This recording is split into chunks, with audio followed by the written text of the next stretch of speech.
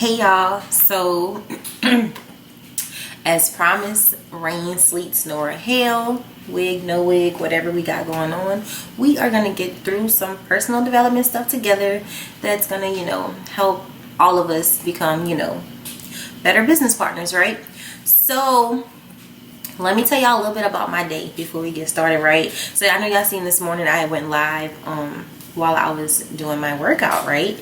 And it started storming. I went against my better judgment, listening to my other friend saying, oh, we got time, we can make it. Like, y'all, once you start walking, there's nothing you can do. You either gotta like finish the 4 miles or finish 2. Like, you have nowhere to go. So when it started pouring down, we was literally like still almost 2 miles away from my car. So I was like, it was horrible. It was horrible. I was only able to do 3 miles total, and then like my hair was drenched, and so I had to wash my hair, and so that's why I'm looking like Snoop Dogg's little cousin right now, because girl had to take her braids out, and that is such a pain in the ass, because us naturals don't like to do that. Like, I like to keep my little Cleos in at least for like 3 weeks, 2 to 3 weeks if I can. I be pushing it, but it don't matter. You know what I'm saying? So yeah, that was my morning, getting drenched. And so I came back home, and me, I'm a time person, y'all. So my whole day was just like thrown off. It's not an excuse not to get your goals done, but I'm just saying, like, my day was thrown off. And right now I am super sleepy, and I'm very late. It's almost 9, which is not bad, but it's almost 9, and I really should have had this video actually up by now. And I almost was putting it off, and I was like, I don't think I'm gonna do it. But I'm like, you know what? Scratch that. We about to get this done, because I said I would, and so I will, and that's what it's gonna be.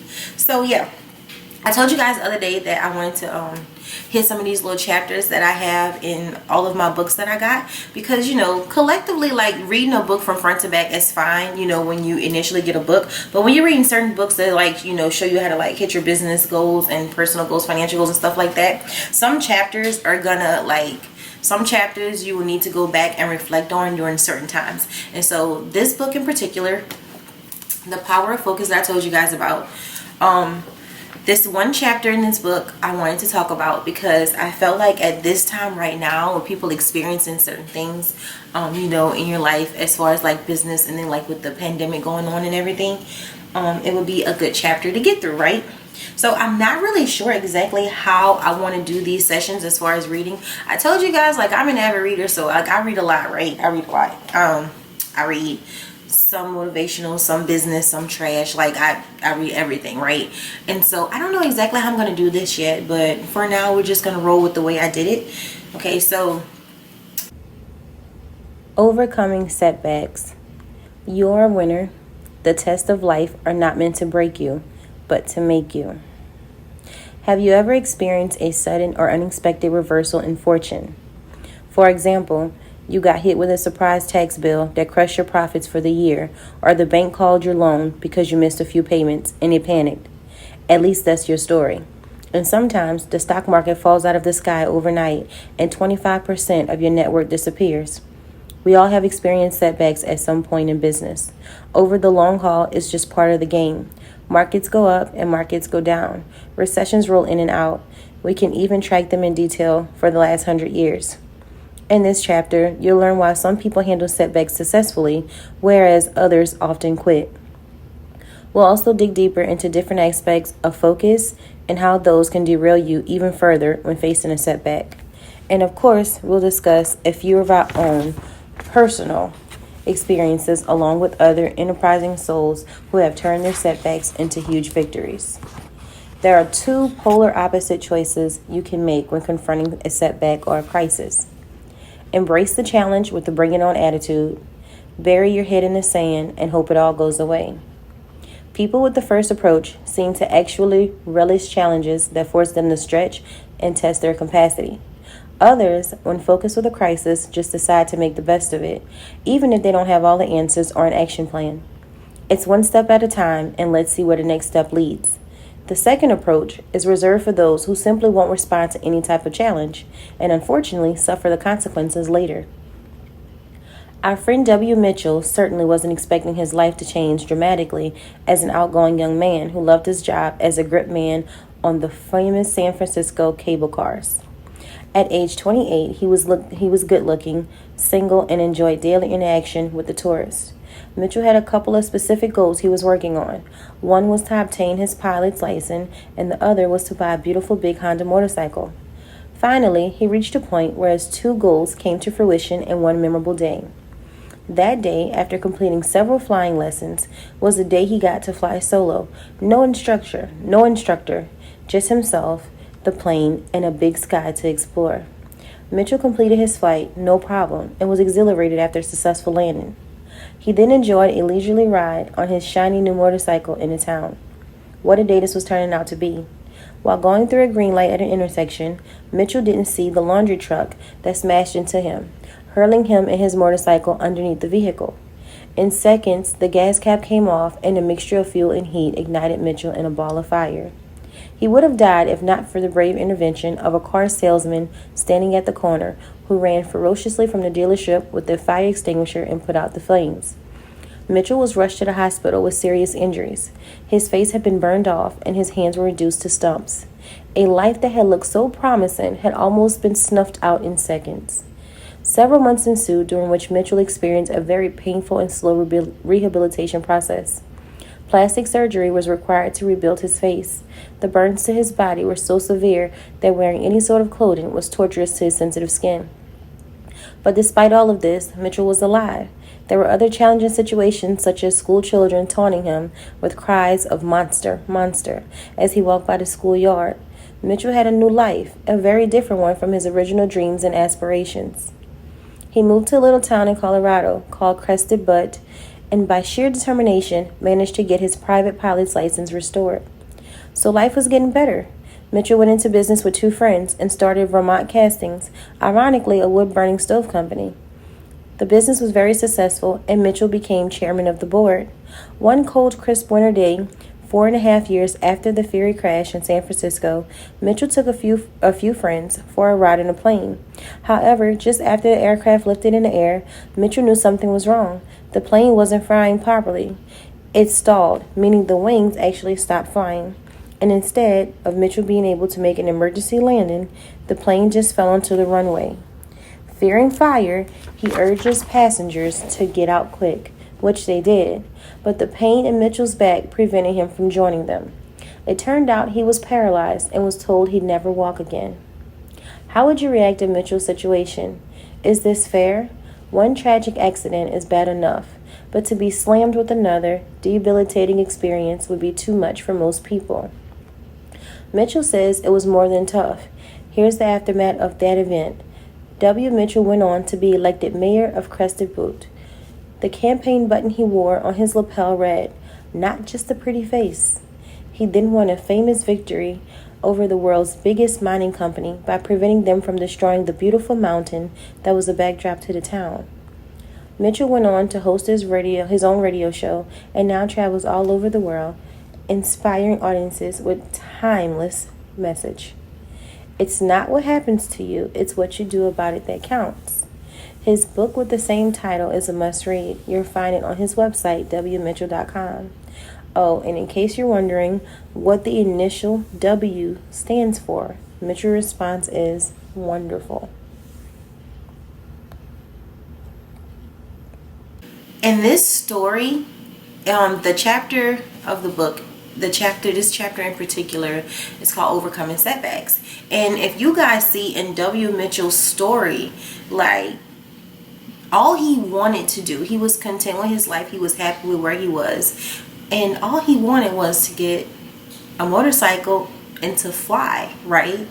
And it's so crazy because the moment that he was able to do everything was such a great day, and for him to go and get into an accident and burn 65% of his body, his face melting off, like, that is such a drastic incident.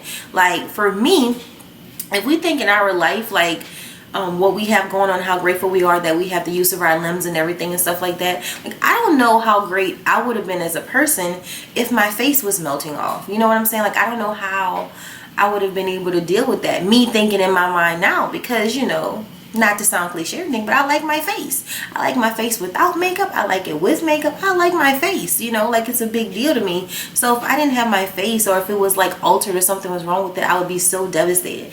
Yeah, it's one thing to say you still have your life, you still should be grateful, which you should. However, it's still an issue, you know what I mean? Like, it's not something that you just wake up and be like, okay, well, whatever, I'm still living, but I don't have a face, you know what I'm saying? So in order to relate this to your life, I would say if you take his story in general, and this is why I say his story is a very great story, is because after that moment, that could have crushed him. He could have been stuck in a very like depressed state, you know, to where like when he was putting clothes on, it was painful for him. It was painful for him to wear clothes on his body. And so that's a really big deal. But even though that was a setback and a major incident in his life, he didn't allow it to hold him down. He still, you know, he still persevered. He still pushed through all of that pain. And then even after doing that and moving on, you know, to climbing ranks in a new company that he excelled at, 4.5 years later after this first incident, he actually gets his, you know, the privileges back of flying and everything. He earns that right. And for him to take off and then the plane don't work. Like, and he saved his friends, he get them to get out, but he can't move. And now they tell him he's paralyzed. Like, that's crazy. That is so crazy. And I said all this to say this is a very drastic story, right? But even after that, like, what are the chances of something like that happening 4.5 years later after the first incident? Like, that is so crazy. And even after that happened, he still pushed on to become a mayor. I don't know what you call that state. I don't know if it's Ksbouti, whatever. I don't know, so I might have pronounced that wrong. But he went on to be a mayor. And now he's a motivational speaker. He still went on to live his life and to make a whole lot of money. Even after being faced with adversity, he still made it. And so this is why I always preach to everyone. Yeah, there are things that happen in life to us that we think are bad, but this is one thing that I live by, and I told this quote to some guys in a prison a long time ago. You know, I worked in a prison for 6 years, and I used to tell these guys, I was like, listen, you know, you complain about what you have going on and stuff, but just know that somebody in the world, you know, will trade your bad day for their everyday. You know, we think as Americans, and we're very privileged, that, you know, when we say we're hungry, you know, because we didn't eat in a few hours, like, you know, we just feel like entitled to eat every few hours. When in all actuality, we're hungry, but we're not actually experiencing actual hunger. Because there are people that never ate in weeks, days, and we're complaining about a few hours. But we don't actually, you know, we have the privilege of saying, I remember one of my majors tell me this, like, we have the privilege of saying that, oh, we don't like this, we don't like that, we don't eat this, we don't eat that. When you have other people in this world that are so hungry to where if Bambi and her mom went running across in front of them, they would eat them. It's no ifs, ands, buts about it. You know what I'm saying? So what I'm saying about this, this story, you should think about whenever you're going through something in your life that's bad. Whether it's you're in your business point, your breaking point in the business, you're feeling like you can't do it because everything is constantly getting thrown at you. Let me tell you something. When you're about to have a serious breakthrough or whatever, and you really, really want something, you're gonna get it. But the problem and the only thing that's gonna stop you from not getting it, if God says that you're not ready. So you're not gonna get blessed with something that you're not ready to deal with. Okay, and if you do get blessed with it, what's going to happen is you won't know what to do with it when you got it, and it's going to be a mess. Prime example, when I initially started my hair business 3 years ago, right? I initially started, it was days where I felt like, oh my God, I'm using so much time towards this damn business. I was still working a 12.5-hour shift. I was up around the clock, get off of work. I would still stay up till, you know, midnight, get what I had to get done. I was trying to go to the gym 3 o'clock in the morning, still going to work at 5, and like I was just working. I was constantly moving, and then all I was getting was like 3 or 4 sales, and I was like, man, this can't be life. Like, this is crazy. And I used to just beg and just think and be very intentional with my prayer and be like, Lord, man, just give me some, just give me some sales, and I got this. And I remember throwing one little minor sale, and out of nowhere I had a ton of sales. Like, I had like about 50 sales in that day. And when I got that, I was so damn stressed. Yeah, my bank account looked nice, but I was overwhelmed as hell because at that moment I had a system in place, but I didn't have a system in place. So it was literally like me by myself trying to figure out, how do I do this, you know. And then on top of that, I only had a set amount of inventory with me, so it was also making sure that if I wanted to ship it out myself, I wanted to be so hands-on. I really didn't want to deal with drop shipping and stuff. And so and even if I did drop shipping, it's still a whole bunch of making sure the order is correct, making sure certain orders that I'm actually putting, you know, signature confirmation on them, so I'm not trying to get, you know, get chargebacks and stuff. So it was a whole lot. It was so much to where I didn't know what to do with it. And that was my problem. See, I kept asking for something I wasn't ready for yet. Like, I wanted the money, I wanted, you know, I wanted the sales, I wanted that, I wanted my business to start popping like that, but I wasn't really ready for that. And you know how they say, you know, if you can't manage $10,000, then, you know, why would you want to make $1 million? You know what I mean? And at that time, I slightly managed my money, but I didn't really manage it the way I needed to manage it, because early on I probably would have been way more profitable had I paid attention to what I had going on. So I said all that to say that taught me a lesson. And from that day forward, I didn't pray at that moment. I didn't pray at that moment for more business. What I prayed for was guidance to just move on. Like, okay, let me invest in this, so I can learn how to do this and I'll be able to handle this type of stuff. Let me get like a small little team in place that can help me do certain things, because, you know, longevity wise, I knew where I wanted to go with my company. I knew what I wanted to do. And from one of my mentors, I found out that, you know, eventually you need to get help. Stop thinking you can do everything yourself. And that's what it is. You can't do everything yourself, and you have to learn that. And so that point in my life when I was feeling like, oh my God, I asked for this, I got this, but I don't think I can manage it and stuff, that could have been a setback for me. But, you know, I turned it into something better. Like, I changed the way I thought. And once again, everything with our life is going to start with your thought process. That's why initially what I said in the video, you got to get out your own way. Stop making excuses, you know. Remove the excuses from your life and from your mouth. Find time to do what you want. And also, when you pray about stuff, you be intentional about what you want. But don't ask for something that you want that you won't be able to handle. Be careful on what you pray for. But be intentional. You know what I'm saying? Be intentional about it. And so, back to his story, you know, he went on to still do great. He's going around doing motivational speeches in a wheelchair, okay, in a wheelchair. And he didn't allow that to set him back. So we have to realize that when we do have setbacks, it's not a moment of giving up. Don't give up because your first 5 days of business you didn't get a sale. When I get people that sign up with me, they're like, man, I've been posting, I've been doing this, I'm a product of the product, I'm doing that. And it's like, you only been a product of the product for 48 hours. Give it time, sis. Give it time. Because consistency will eventually be key to everything you got going on, especially when it comes to business. So it's all about focus. Like, change your mindset first. Focus on what you want. You write your goals down, you plan, then you execute. Okay, and you just have to be grateful that although we have some people that's experienced job loss right now, that's a horrible thing. If you have kids, imagine how some people feel not having a job right now. You know, their income being affected for a couple months now, maybe a few months now, because they can't go to work. Kids are out of school. They have to find care for them. Like, could you imagine how hard that is? That is an issue, but it's not the end. It is not the end. When you go through something really bad, is one or two things that can happen to you. You can either let it break you completely and you just shut down from everything and everyone, or you can use that as just a stepping stone for your future. Like, I'm about to move on. Like, I'm not gonna let this tear me down. You know, you either can learn from it and grow from it.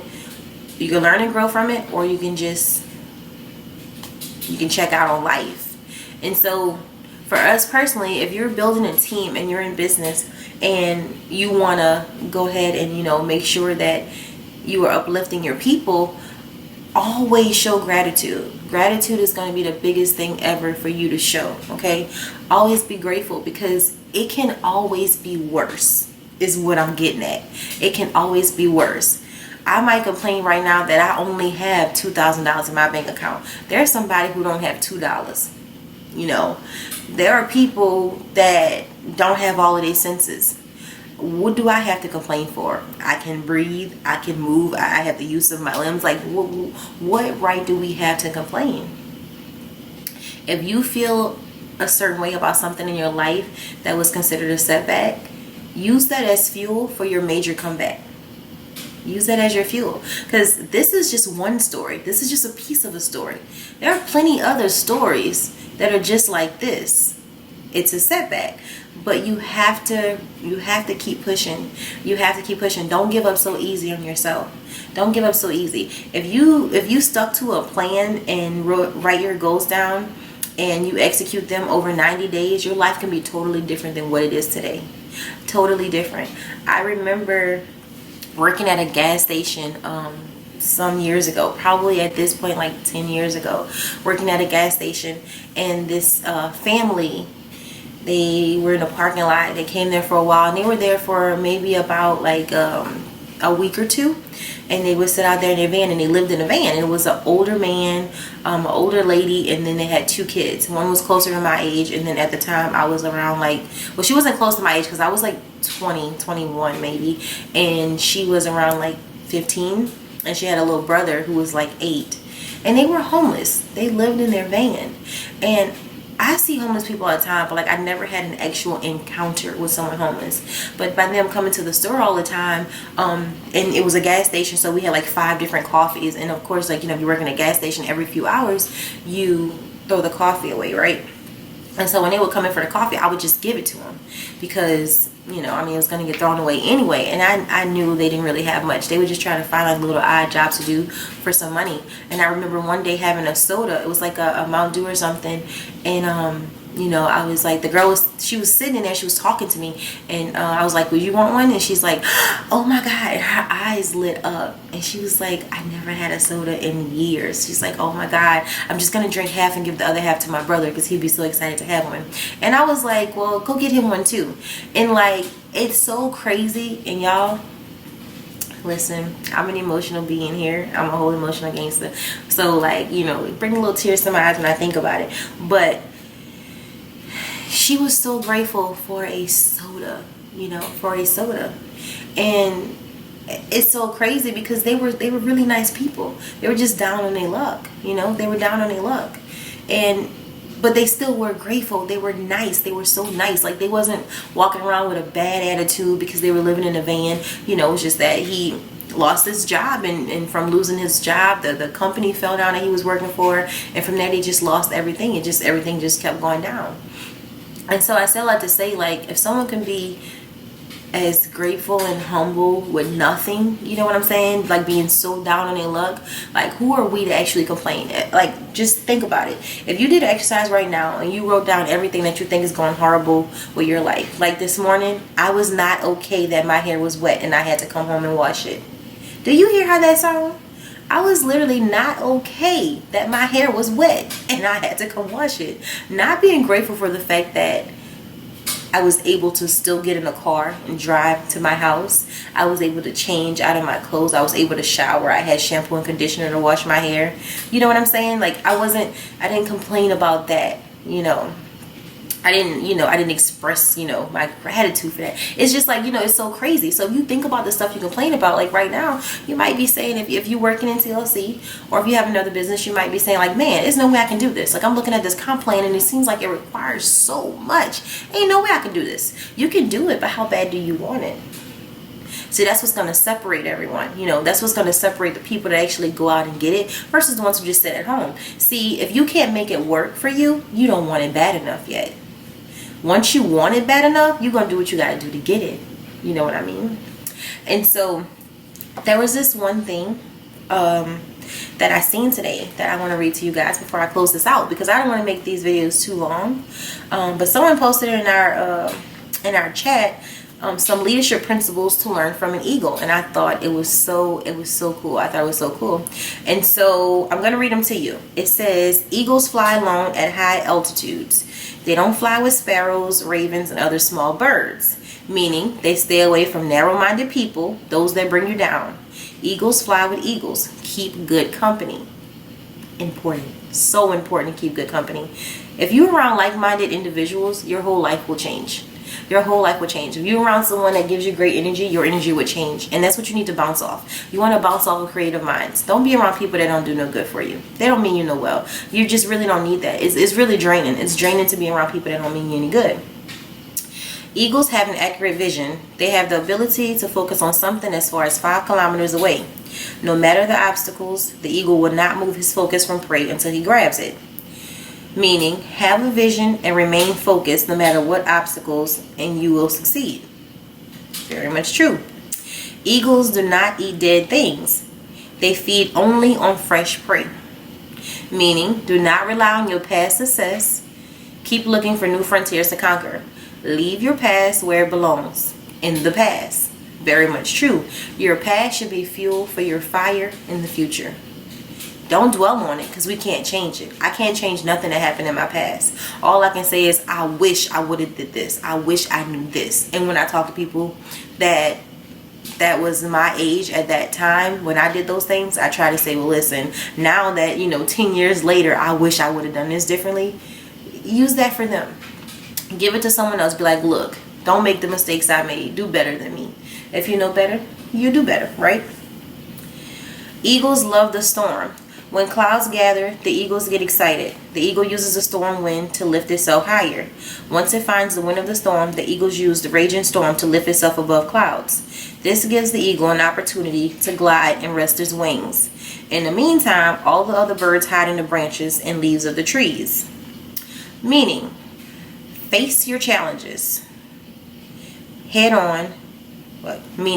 Face your challenges head on, knowing that these will make you emerge stronger and better than you were. We can use the storms of life to rise to greater heights. Achievers are not afraid to rise to greater heights. Achievers are not afraid of challenges. Now, I cut this part off and I didn't realize it, so I don't have the rest of it. But yeah. Eagles prepare for training. They remove the feathers and soft grass in a nest so that the young one gets uncomfortable in preparation for flying and eventually flies when it becomes unbearable to stay in a nest. Meaning, leave your comfort zone. There is no growth there. This is so major, okay? So many people are so used to saying, nothing is wrong with doing a 9-to-5 if you like your 9-to-5, right? Nothing is wrong with that. But so many people are so comfortable in a 9-to-5 that you can't think outside of it. You know you don't want to do it forever. I'm speaking to the ones who don't want to do it. You know you don't want to do it forever, but you're so scared to be uncomfortable. Probably a year or two ago, probably 2 years ago now, I did a video that said, change your entrepreneur mindset. Don't allow your mindset to hinder you from your entrepreneurship journey. And I meant that because in my mind, before I decided to quit my job, and I said it in that video, I was like, man, when I had a money goal set in mind, I was like, cool, okay, I'm working 12.5-hour shifts. I gotta work this. I gotta work X amount of days of overtime to make the money that I need to make. Oh, I'm gonna go to work on this day. I'm gonna go to work. I'm about to work 25 days straight. I'm about to do this. Make sure I do this. I can get all the money I need to get to do what I want to do for my business. And what was so crazy that I had that mindset that I was going to go hard on my job for somebody else to get the money goal that I wanted to reach, right? But when it came to my own business, I didn't go that hard. Like, why the hell am I not going that hard saying, you know what, I'm going to wake up at this time, I'm going to go to bed at this time, I'm going to post this amount of times, I'm going to do email blasts, I'm going to, get inventory, I'm going to make sure I got this lined up. Like, why wasn't I that focused and going that hard when it came to my business? Like, I didn't set a business goal and say, by the end of the week I want to make $500, so this is what I need to do. I need to set out like how many sales I need to make a day to make sure that I make $500 by the end of the week. I didn't do that. But when it came to my job, I was like, well, if I need to make $2,000 every 2 weeks, I need to work this amount of time over so I can get it. Like, I was so gung-ho on making everything work for the job, but I wasn't that serious about my business. And that right there can hinder your mindset, because in my mind it's like, I need the job, I can't quit. See, when I got to the point of quitting my job, it was like, now you got no choice, sis. You got no choice but to go hard. See, because my back is pushed against the wall now. Because see, I don't have that security of that check coming in every 2 weeks. Now it's like, shit, if you don't make no sales, you're not about to eat. You know what I'm saying? Your rent got to get paid. So that was a whole different mindset. And although, yeah, I had a partner in my house, but at the end of the day, That's not me. Like, I'm all fine and dandy. I'm not saying I don't like getting taken care of, because I love getting taken care of. I don't mind being a housewife. You know what I'm saying? I don't mind it. But I like to make my own money. Like, I have to have some type of income. And only because, I don't know if it's like a Diary of a Mad Black Woman mindset or whatever, but I just feel like I don't need a day to come where you kick me out or I gotta put you out or something and then I have nothing to my name. Like, I'm going to have my own money because I'm adamant on taking care of myself. Like, I can take care of myself. I'm not about to put up or deal with nothing that I don't want to. So I have to make sure I'm in a position to take care of myself. And that's just how I feel. So the next one, when an eagle grows old, his feathers become weak and cannot take him as fast and as high as it should. This makes him weak and can make him die. So he retires to a place far away in the mountains. While there, he plucks out the weak feathers on his body and breaks its beaks and claws against the rock until he is completely bare. A very bloody and painful process. Then he stays in his hiding until he has grown new feathers, new beaks, and claws. Then he comes out flying higher than before. Meaning, we occasionally need to shed off old habits. No matter how difficult, things that burden us or add value to our lives should not be let go. I said that wrong. We occasionally need to shed off old habits, no matter how difficult. Things that burden us or add no value to our lives should be let go of. Never give up. Be an eagle. This is so true. Get rid of old habits. Old habits only die hard if you're willing to develop a new one. And that's just that. So, the takeaway I want you to get from this is be an eagle amongst everyone else. Be an eagle. Fly higher than everyone. Put your focus directly on your goals.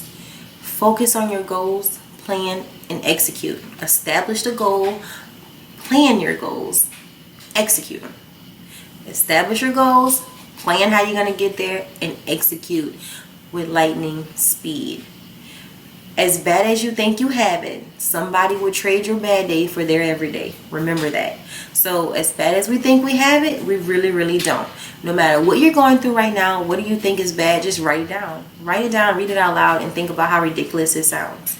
And if your life is that bad and you feel like, listen, no matter what you tell me, I'm telling you, I'm going through it, girl. Like, I am going through it.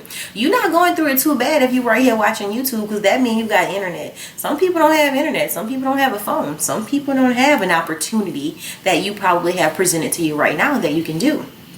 Whether it's, like I said, TLC or another business venture.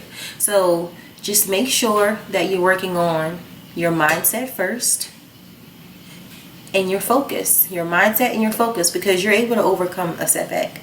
And I thought this was like the perfect chapter, because a lot of people right now feel like COVID-19 was a setback. And honestly, it was a setback, but it left you room for a comeback.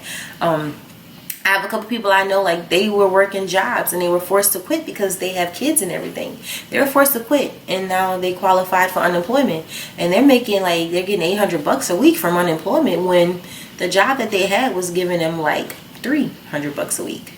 So in that case alone, that was a blessing, because now it was time for them to go ahead and catch up on bills that they constantly paying behind. Maybe go ahead and take care of some of the balances that was on those credit cards, you know. So it wasn't horrible for everyone, but for all of us that experience a certain setback due to this, it's not the end. It is not the end. We're going to continue to personally develop ourselves, our mindset, and we're going to go after our goals, and we're going to crush them. Even if it's weight loss, like weight loss, if that's what it is, I'm going to continue to walk my miles every day. I'm going to do what I do. And when y'all see me in 60 days, I'm about to be a new person. I ain't about to be the same, okay? I'm going to be a whole new person, okay? I might just make me a new wig and everything. Oh, who knows? I might wear the afro too. It don't even matter. But y'all about to see me in an itty bitty skinny bikini, okay?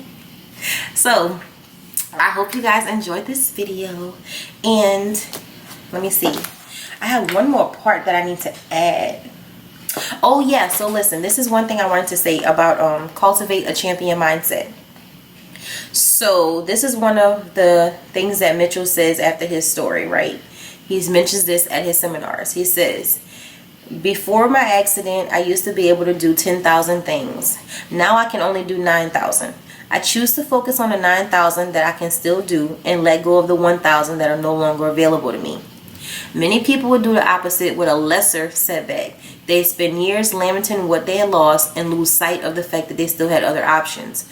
Others allowed the unexpected to blight their progress in sales. Very smart.